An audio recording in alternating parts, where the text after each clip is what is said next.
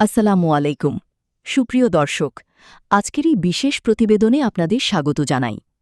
নবম জাতীয় pay scale নিয়ে আমরা এখন পর্যন্ত বিভিন্ন দিক থেকে আলোচনা করেছি, কিন্তু আজকের প্রতিবেদনে আমরা আলোচনা করব বাংলাদেশের একটি অত্যন্ত গুরুত্বপূর্ণ বাস্তবতা নিয়ে: আঞ্চলিক বৈষম্য। বাংলাদেশের রাজধানী ঢাকায় কর্মরত একজন সরকারি কর্মচারীর জীবনযাত্রার বাস্তবতা এবং সুনামগঞ্জের একটি প্রত্যন্ত উপজেলায় কর্মরত কর্মচারীর বাস্তবতা সম্পূর্ণ আলাদা। একই বেতনে ঢাকায় জীবন চালানো আর গ্রামে জীবন চালানো এক নয়। নবম পে স্কেল এই আঞ্চলিক বৈচিত্র্যকে কতটা বিবেচনায় নিয়েছে, শহর ও গ্রামের কর্মচারীদের জন্য এর প্রভাব কতটা ভিন্ন, এই প্রশ্নগুলোর উত্তর খোঁজার চেষ্টা করব আজকের প্রতিবেদনে। বাংলাদেশের ভৌগোলিক বৈচিত্র্য অনুযায়ী সরকারি কর্মচারীদের পদায়ন হয়ে থাকে। কেউ থাকেন ঢাকার কেন্দ্রে, কেউ চট্টগ্রাম বা সিলেটের মতো বড় শহরে, কেউ জেলা শহরে, আবার কেউ সুন্দরবনের পাশের বাগেরহাটের প্রত্যন্ত এলাকায়। প্রতিটি কর্মস্থলের সাথে আলাদা জীবনযাত্রার চ্যালেঞ্জ জড়িত। ঢাকায় কর্মরত একজন কর্মচারীর সবচেয়ে বড় চ্যালেঞ্জ হল বাড়ি ভাড়া। একটি মধ্যমানের বাসা ভাড়া করতে মাসে প্রায় ১৫ থেকে ২৫,০০০ টাকা লাগে। এর বাইরে যানজট, পরিবহন খরচ এবং বাজারের উচ্চ মূল্য, সব মিলিয়ে একটি পরিবারের মাসিক ব্যয় ৫০ থেকে ৬০,০০০ টাকার নিচে রাখা কঠিন।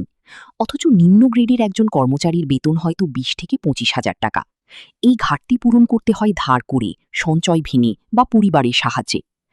নবম পে স্কেলে বাড়ি ভাড়া ভাতা মূল বেতনের ৭০% করার সিদ্ধান্ত ঢাকার কর্মচারীদের জন্য কিছুটা স্বস্তি এনে দিতে পারে। তবে প্রশ্ন থেকে যায়, ঢাকার বাইরের কর্মচারীরা কি একই হারে ভাতা পাবেন? কারণ ঢাকার বাইরে বাড়ি ভাড়া তুলনামূলকভাবে কম, তাই বাড়ি ভাড়া ভাতার শ্রেণীবিভাগ গুরুত্বপূর্ণ। পূর্ববর্তী পে স্কেলগুলোতে সাধারণত ৩টি শ্রেণীতে ভাতা নির্ধারণ করা হতো: মহানগর, জেলা শহর এবং উপজেলা পর্যায়ে।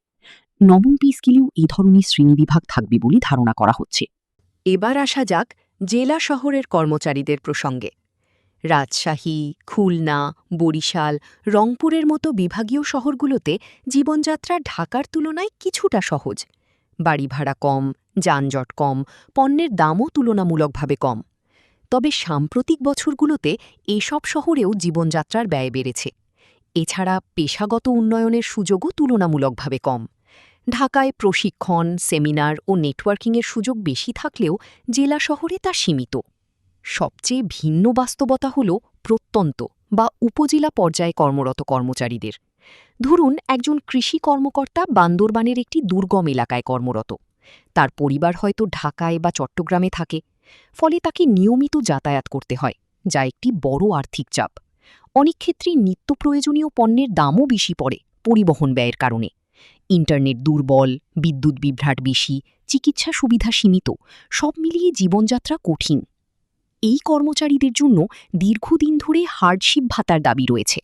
বিশেষজ্ঞরা মনে করেন দুর্গম এলাকায় কর্মরতদের জন্য অতিরিক্ত ভাতা থাকা উচিত। নবম পে স্কেলে এই ধরনের কোনো বিশেষ সুবিধা রাখা হয়েছে কিনা তা গেজেট প্রকাশের পর স্পষ্ট হবে। বাংলাদেশের হাওড় অঞ্চল, যেমন সুনামগঞ্জ, নেত্রকোনা, কিশোরগঞ্জ, বর্ষাকালে প্রায় বিচ্ছিন্ন হয়ে পড়ে। অনেক কর্মচারীকে নৌকায় করে অফিসে যেতে হয়। একইভাবে পাহাড়ি অঞ্চল, বান্দরবান, রাঙামাটি, খাগড়াছড়ি এবং উপকূলীয় এলাকা, কক্সবাজার, বরগুনা, পটুয়াখালী প্রাকৃতিক দুর্যোগের ঝুঁকিতে থাকে। এসব এলাকায় কর্মরত কর্মচারীরা চরম ঝুঁকি ও কষ্টের মধ্যে দায়িত্ব পালন করেন, তাই তাদের জন্য বিশেষ ভাতা বা প্রণোদনার বিষয়টি অত্যন্ত যৌক্তিক। চরাঞ্চলের কর্মচারীরাও ভিন্ন ধরনের চ্যালেঞ্জের মুখোমুখি হন। যমুনা, পদ্মা ও মেঘনার চরে বসবাসকারী মানুষদের সেবা দিতে গিয়ে প্রতিদিন ঝুঁকি নিতে হয়। এই বাস্তবতাও বিবেচনায় আনা জরুরি। শিক্ষার ক্ষেত্রেও শহর ও গ্রামের মধ্যে বড় পার্থক্য রয়েছে। ঢাকায় ভালো স্কুলের সুযোগ থাকলেও প্রত্যন্ত এলাকায় তা সীমিত। অনেক কর্মচারী বাধ্য হয়ে সন্তানদের শহরে পাঠান, যার ফলে অতিরিক্ত খরচ বহন করতে হয়।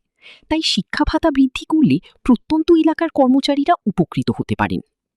আরেকটি গুরুত্বপূর্ণ বিষয় হল পদোন্নতির সুযোগ। ঢাকায় প্রশাসনিক কেন্দ্রের কাছে থাকলে অনেকেই বেশি সুযোগ পান বলে ধারণা করেন।